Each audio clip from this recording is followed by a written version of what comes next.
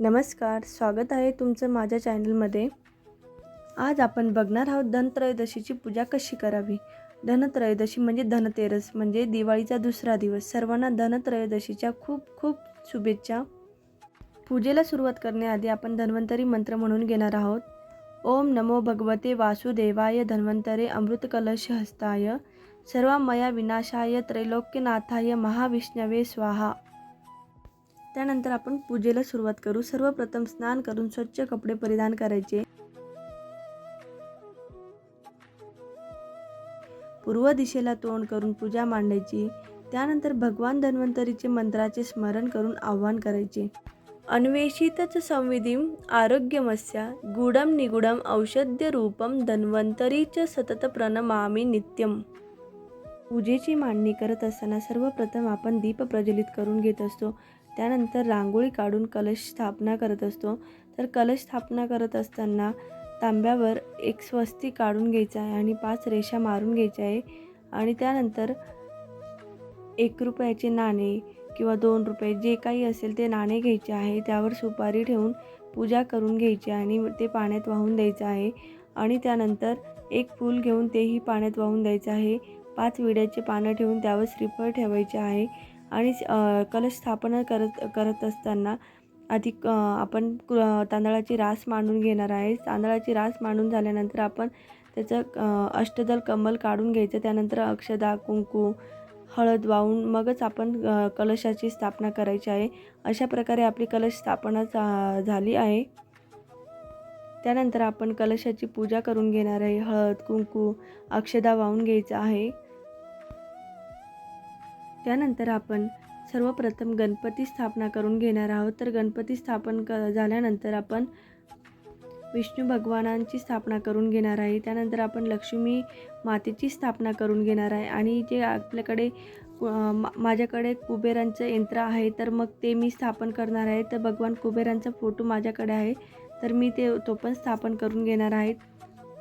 त्यानंतर हळद कुंकू अक्षदा वाहून पूजा करून घ्यायची आहे। सर्व देवांना कळसाला सर्वांना फुलं वाहून घ्यायची आहेत। त्यानंतर आपण गूळ धने किंवा खीर असेल तर खिरीचा नैवेद्य दाखवून द्यायचा आहे। त्यानंतर आपल्या घरात जे काही धान्य असेल ते ठेवून द्यायचे आहे। आजच्या पूजेत आपण धान्य ठेवणार आहेत पण त्यात सर्वात जास्त मान आहे तो धन्यांना। तर ह्या पूजेत आपल्याला धने हे अवश्य ठेवायचे आहेत। आजचा नैवेद्य गूळ आणि धनेच असतो। पूजा झाल्यावर आपल्या घरातल्यांना सर्वांना धने आणि गुळाचा प्रसाद द्यायचा आहे। धनत्रयोदशी म्हणजे काय? आपण धनतेरस का करतो? धनतेरसच्या दिवशी काय करायचे? तर धनत्रयोदशी हा दिवाळी सणाचा दुसरा दिवस मानला जातो। धना म्हणजे संपत्ती आणि तेरस म्हणजे हिंदू चंद्रचक्रातील 13वा दिवस। हा दिवस कार्तिक महिन्यातील कार्तिक कृष्ण पक्षाच्या 13व्या दिवशी येतो। हे सहसा मुख्य दिवाळी पूजेच्या दिवसाच्या 1 किंवा 2 दिवस आधी येतो। त्याला लक्ष्मी पूजन देखील म्हणतात। आपण दिवाळीच्या आदल्या दिवशी लक्ष्मी पूजन करतो तर गुजरातमध्ये धनत्रयोदशीलाच लक्ष्मी पूजन करतात। भागवत पुराणानुसार या दिवशी समुद्र मंथनाच्या वेळी भगवान धन्वंतरी अमृताचे भांडे घेऊन समुद्रातून बाहेर पडले। भगवान धन्वंतरी हे आयुर्वेदिक शास्त्राचे प्रवर्तक आणि देवांचे वैद्य आहेत। धनत्रयोदशीच्या दिवशी भगवान विष्णूंचा अवतार भगवान धन्वंतरी यांची पूजा उत्तम आरोग्यासाठी केली जाते। आणखी एक आख्यायिका सांगते की या दिवशी समुद्र मंथनाच्या वेळी लक्ष्मी महासागरातून बाहेर पडली होती। त्यामुळे धनत्रयोदशी ही पूजा करण्यासाठी समर्पित आहे देवी लक्ष्मी। धनत्रयोदशीला काय करावे आणि कोणत्या वस्तू खरेदी कराव्यात? ह्या दिवशी सोने प्लॅटिनम आणि चांदी ह्या मौल्यवान धातूंमध्ये गुंतवणूक करण्यासाठी धनत्रयोदशी दिवस हा शुभ मानला जातो। ह्या दिवशी नवीन कपड्यांची खरेदी देखील करतात। अगदी नाहीच काही तर आपण आपल्याला स्वयंपाकघरासाठी स्टील पितळ किंवा तांबे ह्या धातूंची देखील आपण भांडी खरेदी करू शकतो। ह्या दिवशी धातूंचे दान करणे देखील खूप शुभ मानले जाते। धनतेरसला आपल्या घरात जे काही सोने चांदी जे काही दागिने आहेत त्यांचीही पूजा करून घ्यायची आहे। बरेच जण धनतेरसला हळद खरेदी करतात तर त्याने काय होतं तर समृद्धी येते घरात आणि धने खरेदी करतो तेव्हा त्या धनात आपल्या दुप्पट वाढ होत असते. ह्या दिवशी झाडू नक्की खरेदी करायची.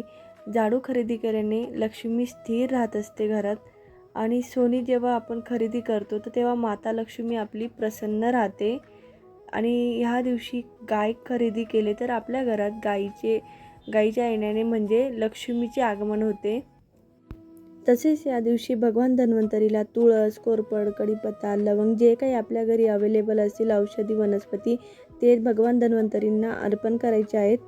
तसेच ह्या दिवशी यमदीपदान पण करत असतात.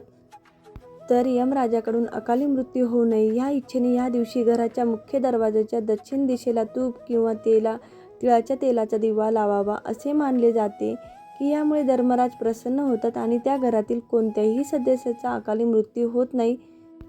तुपाच्या किंवा तिळाच्या तेलाच्या दिव्यात काही पैसेही टाकावे आणि एक काळजी घ्यायची की दिवा लावताना मुख्य दरवाजाच्या दक्षिण दिशेलाच लावायचा.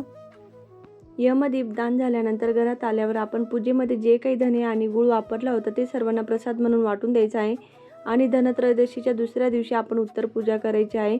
उत्तर पूजा करायच्या आधी पूजा मांडलेल्या ठिकाणी आधी दिवा लावून घ्यायचा आहे. सर्व देवांची पूजा करून नमस्कार करून घ्यायचा आणि आपण जे काही साहित्य वापरले होते ते आपण लक्ष्मीपूजनलाही वापरू शकतो.